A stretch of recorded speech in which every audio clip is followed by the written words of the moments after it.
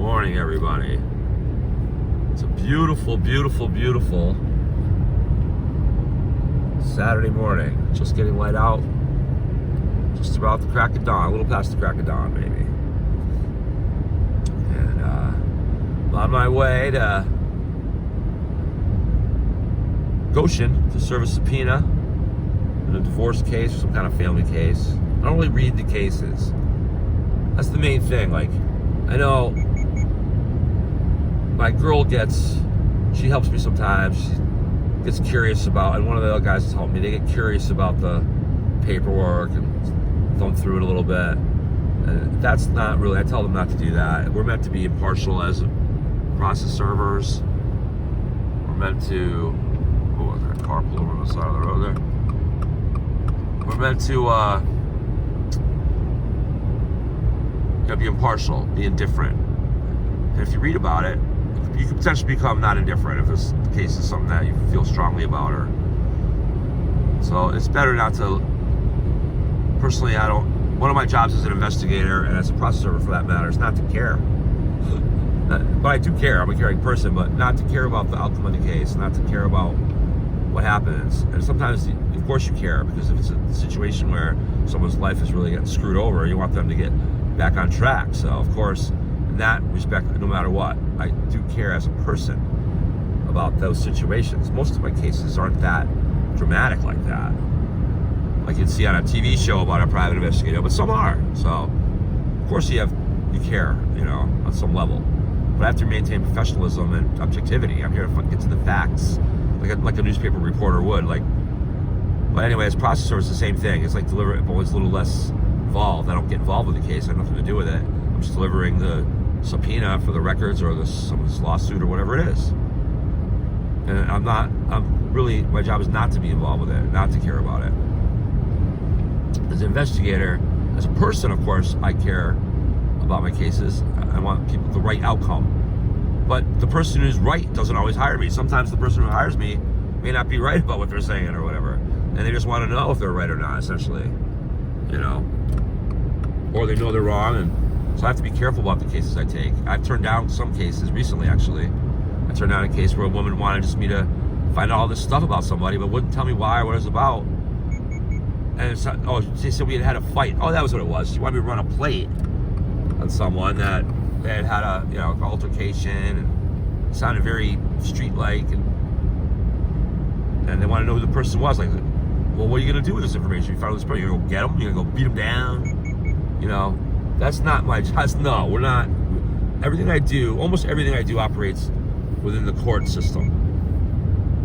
So of course I'm willing to help someone like that if it's such a situation where there's a lawyer involved and they're trying to identify this person because they want to file a lawsuit.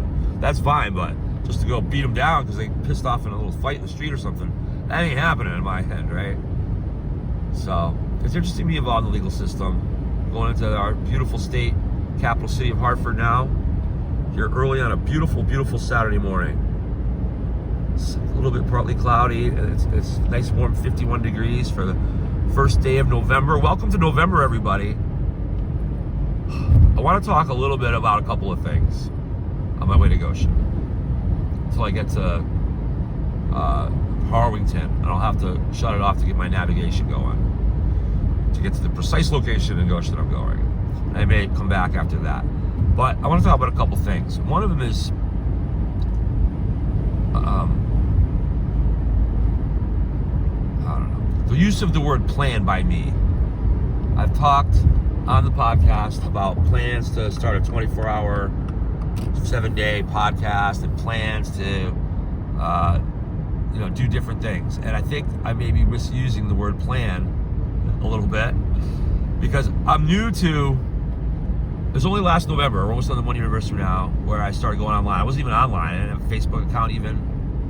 Although for work I had one, but it was an anonymous one. I didn't have my own one. I didn't have it. I was on X. I wasn't on YouTube. None of it. So I'm not used to talking in front of, I'm used to talking in front of groups of 1 or 2 or 3 or 4 or 5 people. And I rarely speak in front of large groups. It never bothered me to do so. I've done it in the past on periodic occasions, but I know that when when you talk to people, generally when you're talking to somebody in a room of one or two people, usually they're people you know, or know someone who knows you, or people who are familiar with you, and they know the way you think and what you mean by things. But if you're talking to hundreds of people, or potentially thousands, or hey, someday maybe hundreds of thousands or millions of people, then there's going to be all kinds of different, they're not going to know you personally as well until they really listen to you, and they're not going to interpret things. So when I use the word plan, when I say, I'm planning a 24-hour 7 podcast, what it means is I'm planning it in my head, I guess. I want to do that, and I would love to be a part of that. So I think the word should be idea or wish. So I do, that's one of my flaws. Yes, I'm a flawed human being like the rest of us. One of my flaws is that I do talk a lot about plans to do things. And I think I'm just misusing the word plan. It's really ideas. I have a lot of great ideas. I have a lot of great ideas for movie plots, tons of stuff. So what I really mean is ideas. I have a great idea of a 24-hour 7 podcast that would be used all the time and become Connecticut's Fox News, essentially, to get to the common sense and eventually take over. It would definitely take over the ratings of all the WFSB and these Channel 3 and these local network affiliates are pathetic. They really, really are. They're pathetic. They're biased. It's like CNN everywhere. We have in Connecticut what we used to have around the nation. There is no Fox News. We have a Channel 61 Fox out of Hartford, which is should be our little conservative local station here, but it's not. Okay, didn't even cover. Most of them didn't even cover my run for chair against Ben Proto. The publicity that got otherwise. Channel 8, I'll give them credit. At least sent a reporter up to interview me. And I think there might have been one other station that ran a little. I think was it Channel 30? I don't remember. One of the other stupid local stations, dumbass local stations, ran a little blurb and it made it look like I was some freak just trying to rain on the parade, and even the Channel 8, even though they did send the reporter, they chopped the hell out of my interview with him, and what they actually put on the news was really not the flavor of why I was really there. It only half caught it, really. It was very just piss poor done. The media is a big obstacle, and that's why I have a great idea of having a 24-hour, 7-day-a-week podcast network like ESPN does sports. We would do life, essentially. We would do Connecticut and America, and saving it for freedom, saving it for the ideas that made America great. Once again, MAGA is conservatism, which is, these things have, unfortunately in Connecticut, the party is splintered between this GOP rhino, old guard hacks, basically, corrupt, shun, versus the new MAGA movement, which has taken hold around the country, which is really nothing more than the traditional Republican opposition like it should be, and nothing more than the founding fathers' principles. That's what it is. And so some people tell me that things, we have to be more center, and move to the center. I get that. What is centrist? What does that mean? It means to me that you don't know what the hell what your ideology is. You don't know, or you don't have an ideology. You don't have a beliefs. I'm a center. I'm Marxist and capitalist. Give me one political position, just one strong political position from a centrist. Come on, one. Anything we can argue about to make Connecticut great again. I'm listening. Tweet, tweet, tweet. One of these days when we get phones up and running, if we get phones up and running, it's an idea to get phone calls up and running for this and or the podcast. Good idea. So yeah, I overuse the word plan. Plans, I internalize them. I can make plans in my head. It doesn't mean I have a notebook or a colleague or an actual filing or anything like that. I would love to do that, and it could happen. It's one of the what do I do with the rest of my life, Now, I want to make something clear. I do overuse the word plan. For that, I'm going to check that and make sure I'm careful about when I say things about what's going to happen. It's a hope and a desire, and it's possibly in the works, or a preliminary plan even. So I understand. I'm one of those people. My mind's always running around doing things. I always wanted to do something different and new, and that's how I became a private investigator, honestly, when I used to work at the Loomis Cheney School in Windsor, Connecticut. A cool little liberal arts private school. Probably very socialist over there now. I don't know what the political atmosphere there is, but I don't think it's on our side particularly, but I was there for a long time. I had a lot of hats for them, and I ended up becoming an investigator. Why? Because some plans, there's a line from Pink Floyd, plans that either come to naught or half a page of scribbled lines. I guess that's why I use the word plan the way I use it. But having said that, I want to make one thing clear. I am using the word plan when I say I am running for Congress against John Larson in the 1st District of Connecticut. That is planning. That is in the plan stages. I do have a notebook, a big one that says Douglas for Congress on the front. We are going to do that. It is happening. There's one thing in the way right now. I'm going to be very open and transparent about it too, about the whole process. It did start off as an idea. It stems from me trying to find somebody to run for governor, which I still failed to find somebody appropriate to run for governor, although we are now warming up to Erin Stewart. Because Erin Stewart has her heart in the right place. We like Erin Stewart. Even though I think she's, to be honest, I think she's soft and weak and a little bit too wrapped up in the system she's not a Donald Trump female, that's for sure. We need kind of like a Donald Trump person. And I used to say, well, I'm the one that's got even though I don't have the money like Donald Trump does, I got the mouth like he does. I certainly can help, make MAGA happen here like it should. When I say MAGA, I mean just Americanism, really.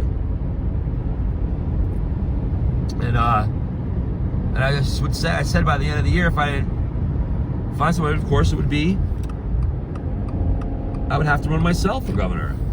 But I know what can be done and can't be done. I know what's productive and what's not. And after some conversations with some close colleagues of mine, close friends of mine, the run for governor, well, still, I have no doubt I could kick ass and maybe even win. There's a lot would stand in my way, certainly. And for someone like me to try to take that seat, I just think they'd find a way to stop me. By not using the rules. I don't know really. I don't know what specifically, but this is what I do, though. The point is, it became what I ended up doing is thinking it over, and became me and some close friends of mine, colleagues from both my regular life and the political movement, have realized that this is perfect. Running against Larson. This is what should happen. This is where I think I can help the people the most in Connecticut. And it's a more realistic race to win. John Larson is old, unhinged, he looks sick. I've seen him in Washington. He's one of the guys that listen, there's a lot of saving this country from Marxism and rescuing Connecticut from Marxism, essentially, is why I'm running. And of course there's a lot of other reasons too. That's the main one. And the other more immediate one, honestly, is we can't have, this country is threatening to erupt into a civil war. I mean, it really is.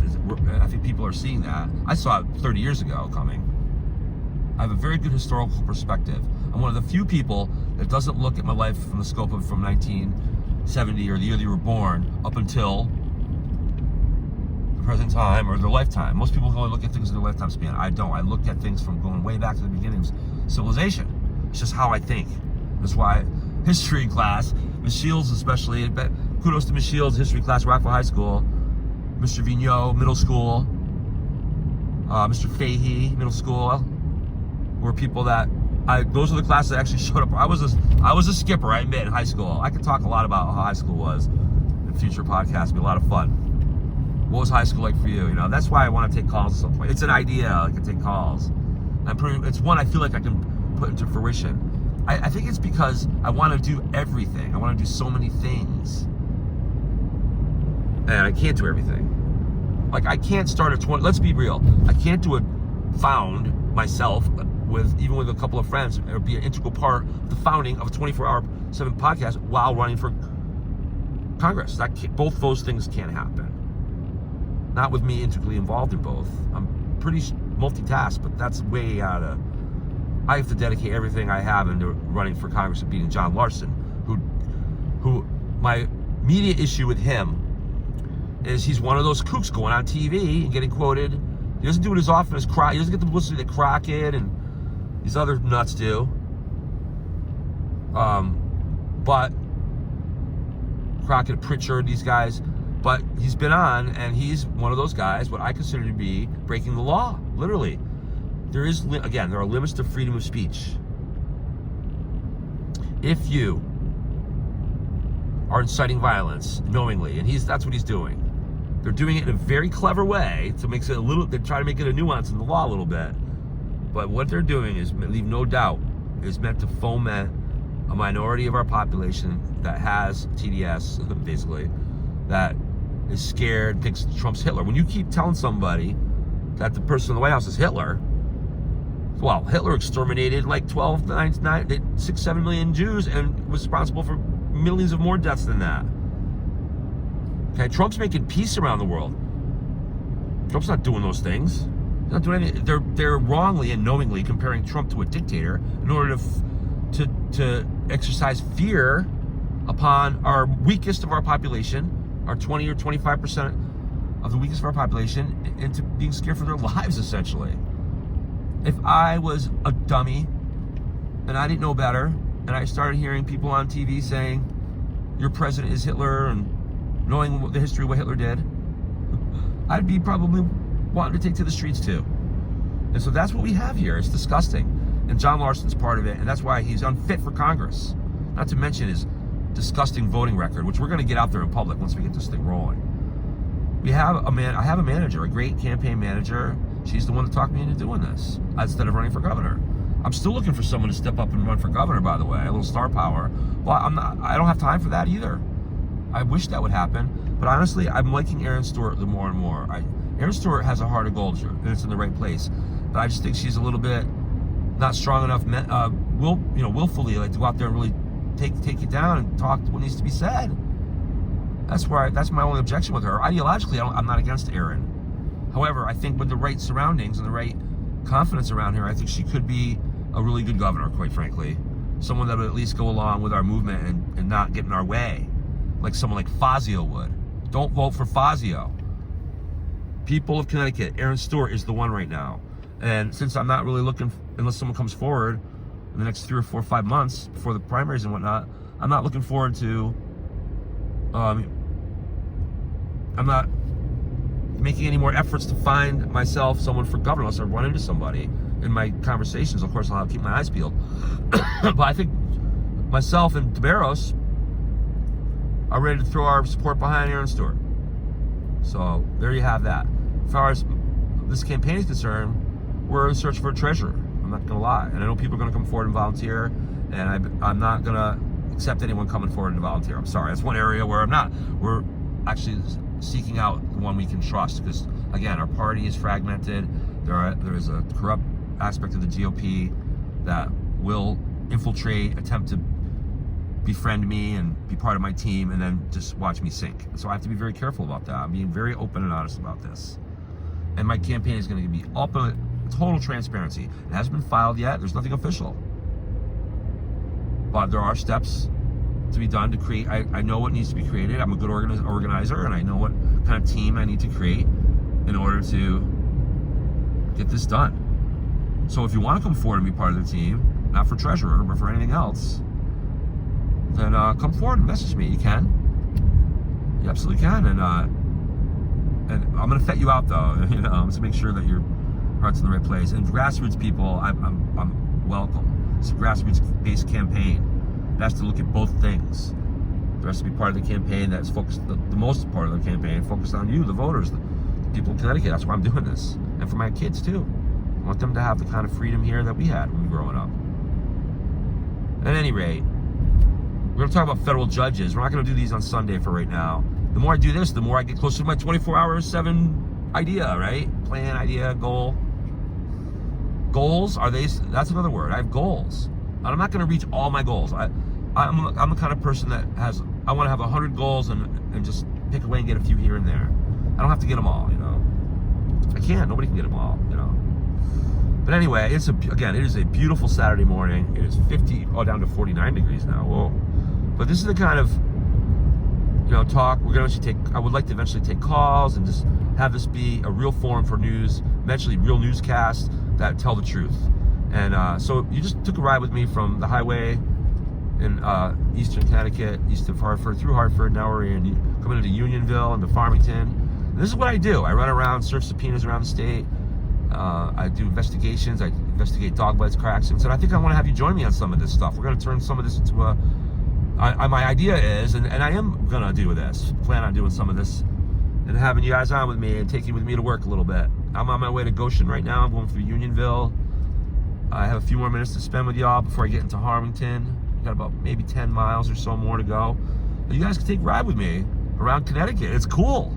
You learn a lot about the state. Some of the people I've brought on board to work for me in the past and have gone with me to tag along on some of these.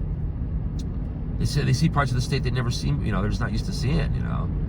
Most people grow up and live and stay. Even they may go on vacations or whatever, but generally speaking, in their everyday lives, they stay within a 15 or 20 mile radius of where they live. I have friends that are older than me, good dear friends. I know a friend. I won't give you his name is. I'll give you a fake name because I don't want to give people's real names until they say. His name's Joe. We'll call him. And he's a really good friend of mine. Him and his wife. We've known each other for 30 years now. They're older folks, really great people. They have medical issues and stuff like that. And I love hanging out with them. They're just great. But they have medical issues. They have to go to doctor's appointments and stuff like that a lot. And Joe had one in he lived in Vernon, and he had one in Bloomfield. He's like, oh, Bloomfield. He was talking to me. I was sitting, he's like, I got to Bloomfield, and he was acting like he was going to Walla Walla, Washington. He's like, I haven't been over there. He hadn't even been west of the river since he was in his 20s. Here he is in his 50s. I was like, and I've had other instances like that. So people don't really leave and go far. It's amazing. Although as the transportation modes and communication modes get better, there is more of it nowadays. But still, a lot of people, you'd be surprised. So you come along with me on this journey, and I'll literally do this right here, and we can drive around the state of Connecticut together. We're in Union. We just went north of Unionville now. We're on Route 4, on our way to Goshen, which is out in northwest Connecticut. After that, we're going to be going to Cheshire, which is we're going to head down Route 8 into Waterbury and go right through Waterbury into Cheshire. And we have a house to do there. And then we're going to head into Hartford after that. Heck, maybe we'll spend a lot of time together. The problem is I don't have the technology to quickly upload these videos. If they go long, like this one's up to 22 minutes now, it takes a month to upload it. I need better software in that area. So I plan to, think I will, pretty sure I will.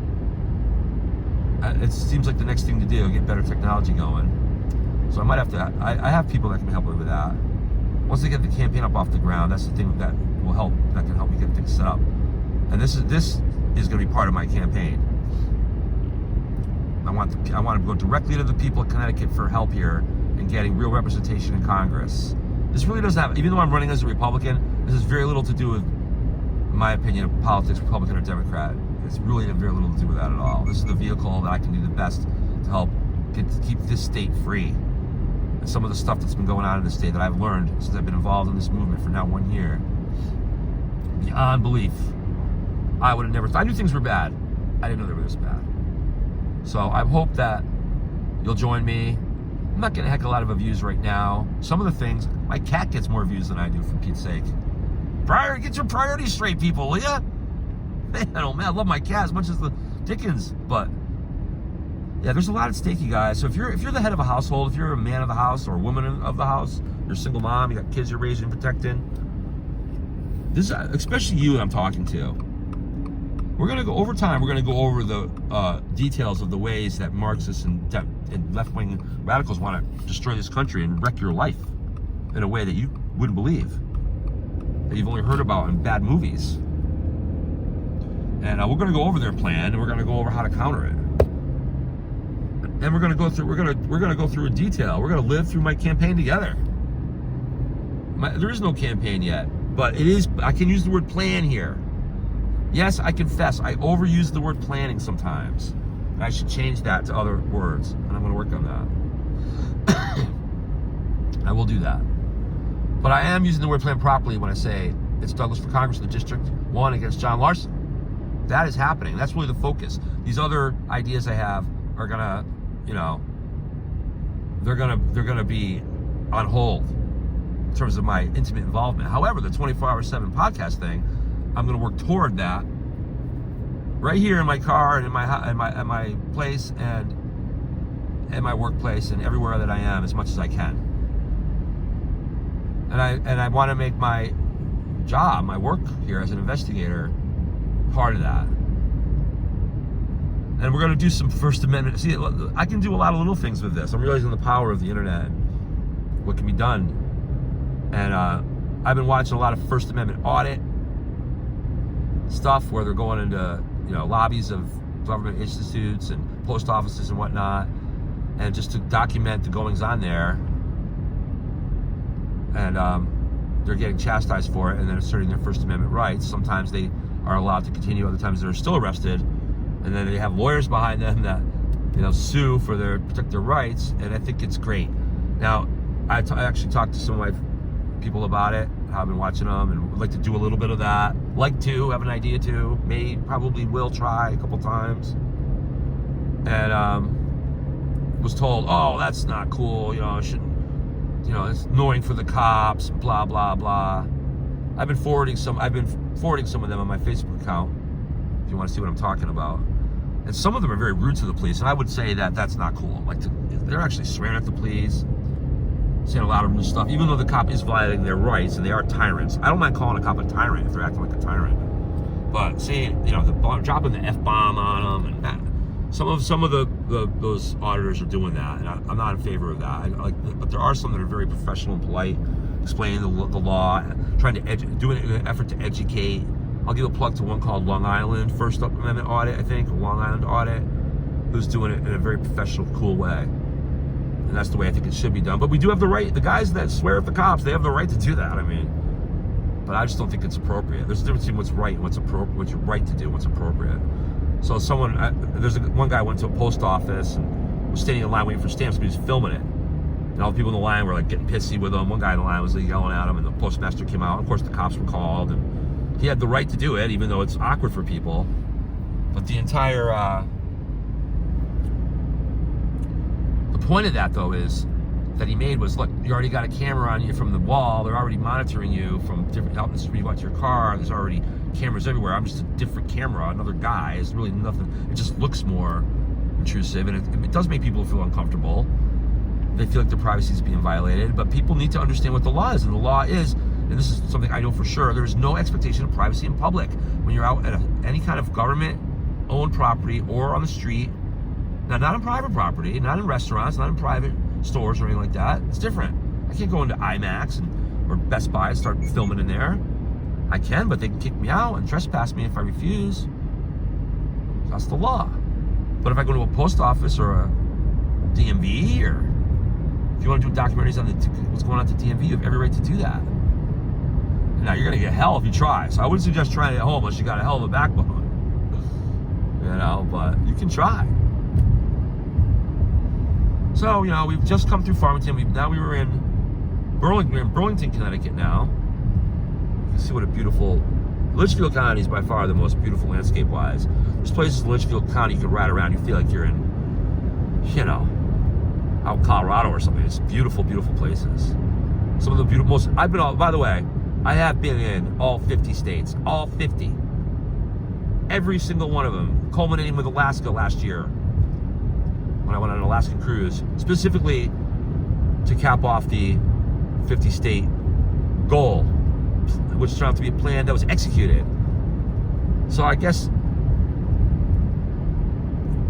I'm going to execute the plan of beating John Larson for Congress, because we need people that really represent the people in Congress, and he's not one of them, and he's dangerous. He's one of the people fomenting violence by going on and saying things like Trump is Hitler. It's the most ridiculous thing in the world. You know what they say when they try to back it up? Well, it backed it up. Well, Hitler said make Germany great again. He made Germany great. He built up their army. He did all the things Trump's doing. That's true. That is true. Hitler Hitler rose to office with intimidation and by lighting fire to a building, the parliament in Germany, and using that chaos to get himself into power, into absolute power. So if you want to read about the rise of Hitler, it ain't nothing like Trump's story. Trump got elected duly by the people on ideas that, yes, to make America great again. And Hitler did. Hitler took over Germany. It was very weak from the sanctions on it from World War I. And Hitler did very rapidly build Germany up into a very strong country again. That's very, very true. And Trump has also built America, which was weak under Biden, into a very strong country. That is also very true. That's where the similarities end. And I got news for you. Many good leaders throughout the history of the world have taken their countries when they were weak and made them good. It doesn't make them Hitlers. Ronald Reagan took a suffering country and made it good in the 80s. It was not Hitler. They called them that. Some politicians did call them that back then. They didn't do it as widespread as they're doing it now. But people did call them terrible things. Now, what people leave out of the argument, which is retarded in my opinion,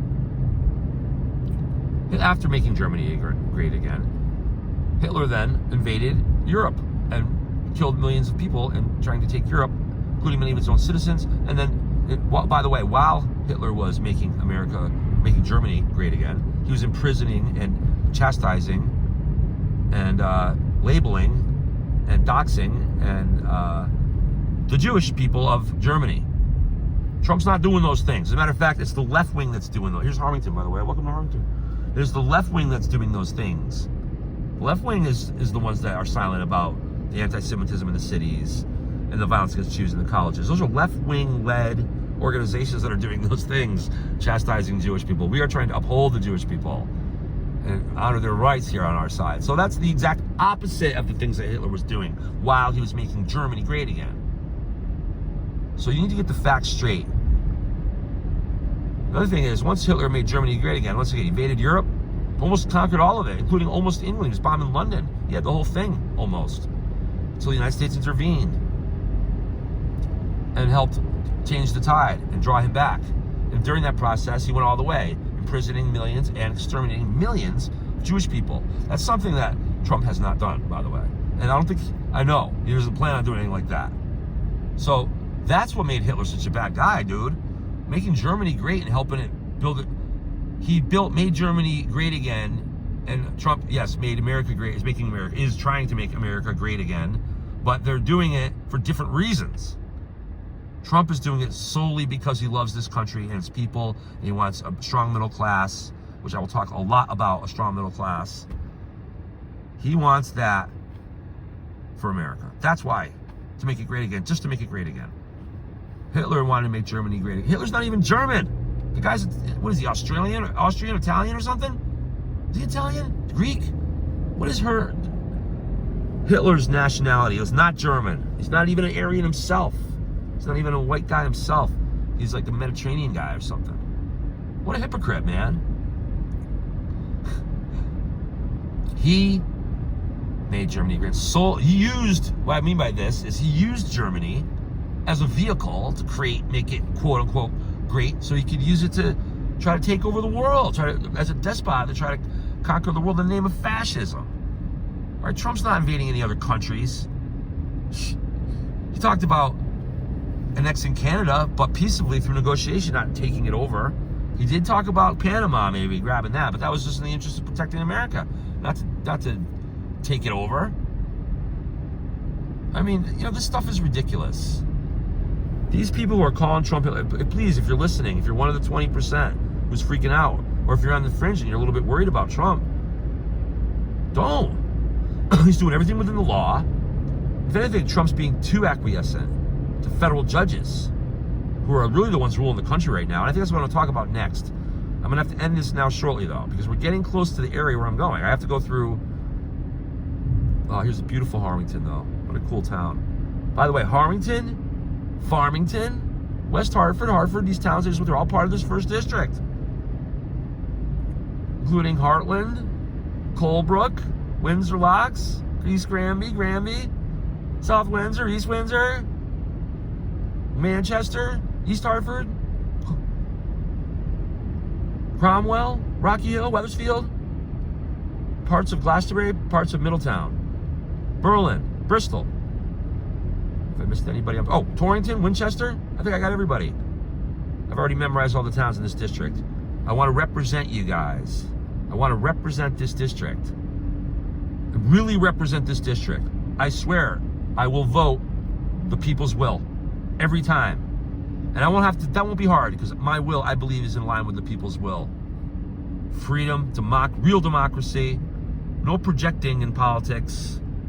The left wing has become, the Democrat Party has become an epitome of projection. Projection, the psychological term, meaning casting your faults and your evils onto others. Anyway, this is where I got to go straight and into area where I'm going to need to program where I'm going. But I'll be back. I'm not sure if I'll be back today or not. Depends on what goes on. But I hope everybody has a great day. I hope you'll join me in my rides around Connecticut. I'll show you the whole state, man. You and me. I will give you the guided tour. We're still on Route 4. Well, we just left Route 4. Now we're on Route 118. And we're still in Harwington, I believe, but soon we'll be in Litchfield. We're going to go through Litchfield Center. I could probably even stick with you a few more minutes to be close to that.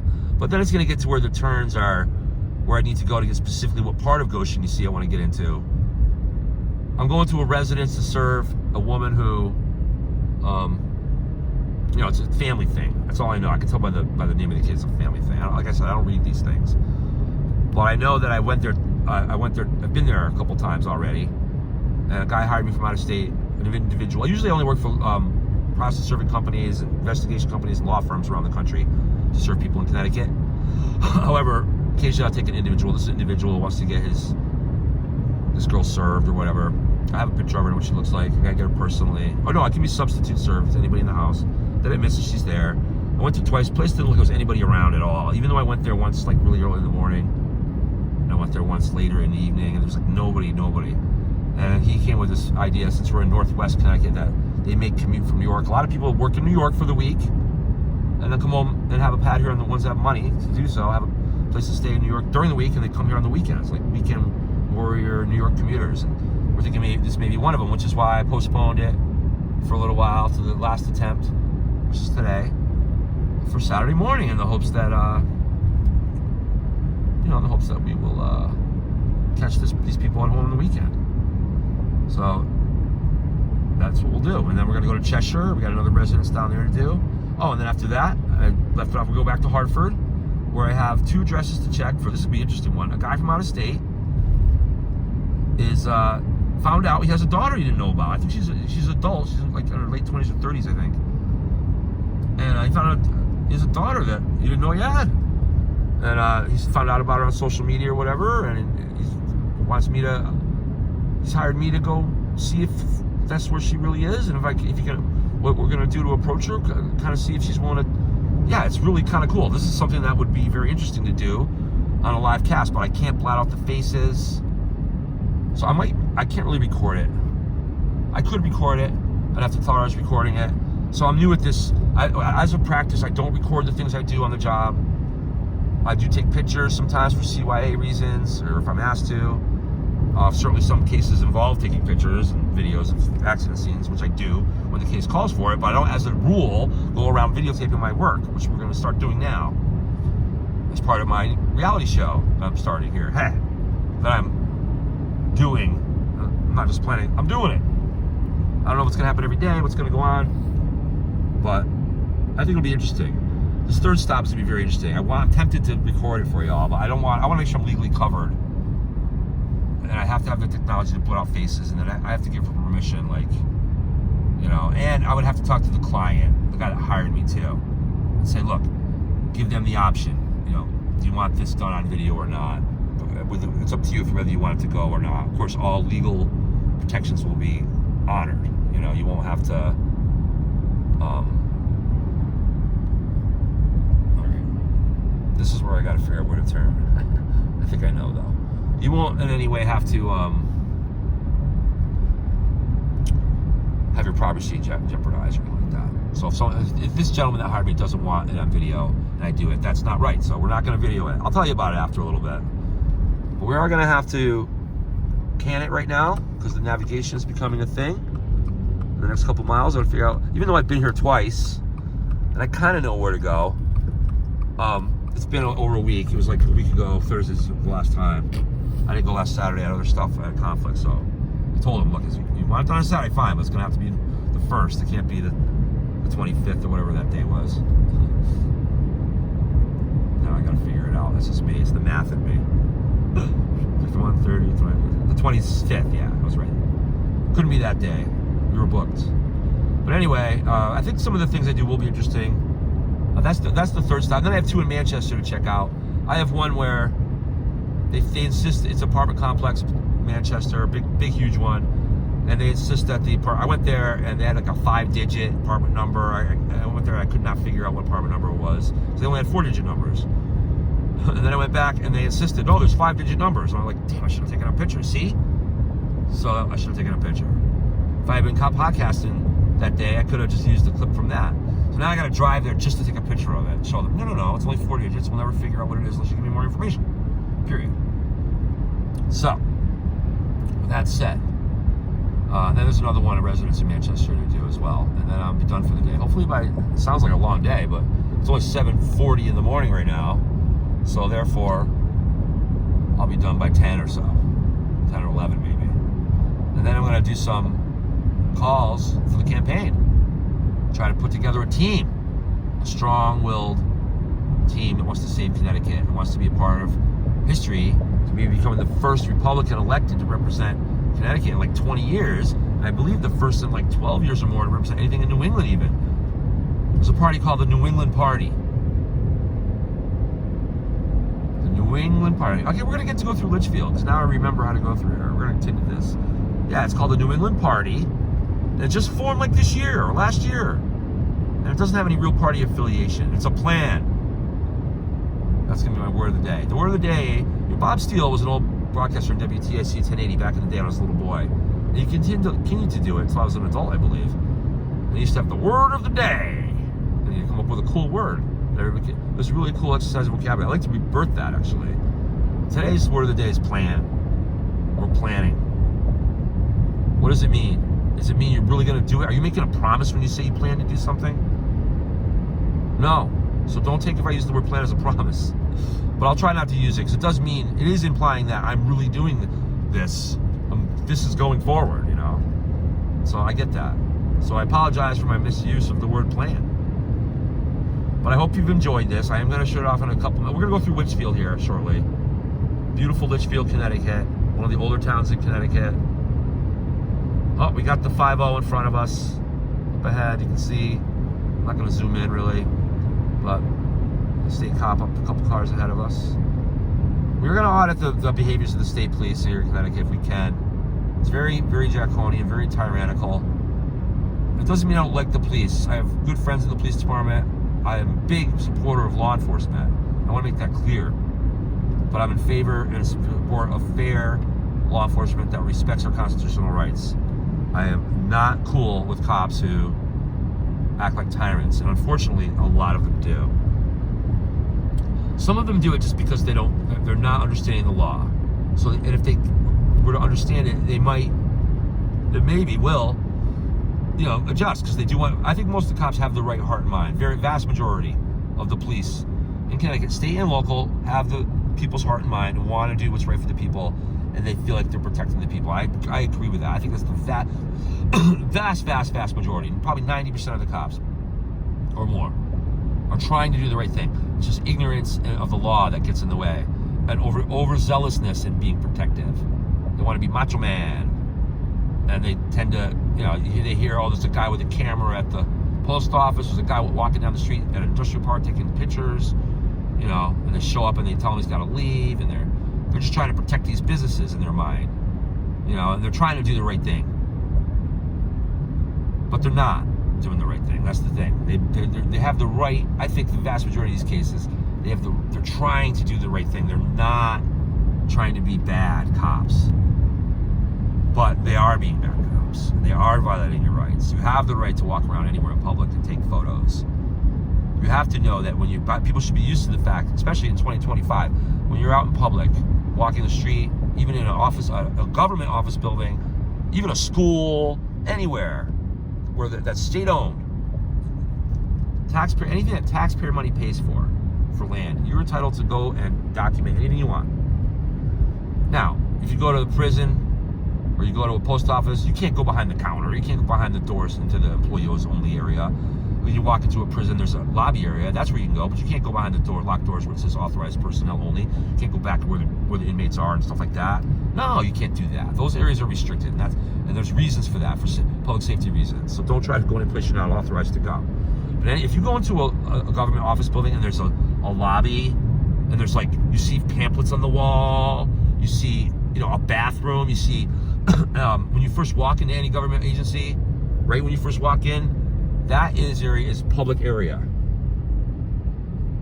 And you can do anything, you can not do anything. As long as you're not disruptive or, as long as you're not stopping them from doing their business or interfering with them, you can go there with the camera, take pictures, take video, anything you want of them, of anything. As a public servant, they're subject to that. And they should know that. They don't not like it. People in waiting line at the post office, they may not like it. Here we are in the center of Litchfield. But that's the law. You go home, if you go home to behind your home, you can have an expectation of privacy in your home. And in your yard even, in your backyard, not in your front yard, because if you can see from the street, it's public. That's it. And that is actually, it sounds kind of like, oh man, 1984, right? When the government does it, it is kind of like 1984. But private citizens, that's why it's so important to let private citizens do it, to counter what the government can do. Because you're already under surveillance. Right now, there's cameras on this car driving through Litchfield. By the way, the beautiful center of Litchfield, Connecticut. And we're gonna go take a right here. We're gonna head north toward Goshen, our final destination, our first destination, not our final. And we're gonna end this now, because I'm gonna have to program what's next. We got about a good 6 miles up this road before I gotta make any turns, but I gotta know where to turn. Even though I was here a couple times before, I've been to like, so many places since then. I'm not gonna remember exactly where I turned before this. So if I was here yesterday, I sure would, but yeah, I know about where it is, but anyway, when I get there, I mean, if I could take it all the way there, I would. I could show, but I don't want to. If I go right to the yard, that would probably be a problem legally, because it would give somebody a chance to watch and see where this person lives. So that I can't do, I got to keep private. I'm a huge, as much as I advocate First Amendment auditing and being able to do anything you want in public, and there's no privacy, I'm against privacy in public. However, as much as I'm against privacy in public, I am a huge advocate of privacy in private. And inside your own home, you're entitled to where you live. Someone could follow this video, see exactly where this person lives. So we're not going to do that. We're going to cut this off. I'm going to come back again soon. I'm not sure if we're doing any more today or not. Hopefully, probably not, because we got a lot of things to organize, a lot to do today. But we'll be back soon with more of this Connecticut Common Sense. Right now, it's part of Connecticut Common Sense podcasting. But it's soon enough. I want to. I wish to, and I'm hoping to, and I may be planning to. I don't know yet, but I'd like to start my own YouTube network that will cover this. And I know that I am going to make I know that my campaign will be very well openly documented from beginning to end, the entire process, internal and external. Transparency on a level like higher than even what Trump is doing. You're going to know what's going on, everything. Right now we need a treasurer, so we're working on that. Until I get that, there's not much else I can do. I can't start any websites or raise any money, But I will tell you what I'm looking for. I'm going to need I can do it with less money than with what Larson gets. But I'm going to think big, because, and then any money that's left over, if there's any money left over, I have to figure out what to do with that. What do you do with the money that's left over? A campaign is a non-profit organization. What if there's money left over? That'd be a good problem to have. But to return it, maybe. I don't know, a certain percent. I don't know how it works. Or you save it for, you have something in there where they know that whatever, if there is any surplus, to be used for other similar campaigns or whatever, a future campaign. I don't know. I'm not doing this, by the way, for a political career. And I've said it on my other cast. I don't even particularly personally want to do this, quite frankly. I like my privacy too.